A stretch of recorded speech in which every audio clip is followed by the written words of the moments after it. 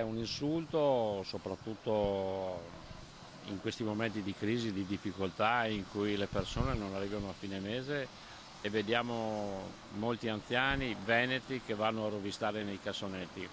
Buttare il pane è proprio un atto di spregio. Non usa mezzi termini il segretario della Lega Nord Gian Antonio Darè nel descrivere la situazione che si è creata nel centro di accoglienza nell'ex hotel Winkler a Vittorio Veneto. Interi sacchi di pane gettati nel bidone dell'umido, e questo non sarebbe un caso isolato, come spiega lo stesso segretario che ha postato le foto su Facebook. La reazione dei cittadini è stata immediata. Attualmente abbiamo 2377 condivisioni e questo vuol dire che lo spregio del pane è un qualcosa che il popolo veneto non tollera.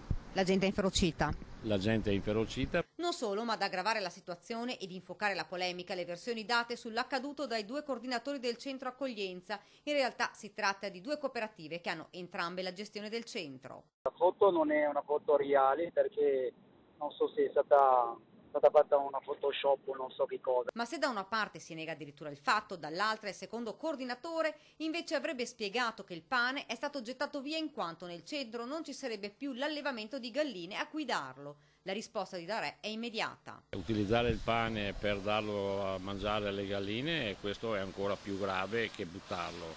Vuol dire che non c'è programmazione all'interno di quelle organizzazioni e questo è ancora peggiore di averlo visto nel cassonetto. Insomma, non sarebbe un fatto isolato. Il pane, ribadisce Darè, veniva gettato nei bidoni settimanalmente da diverso tempo.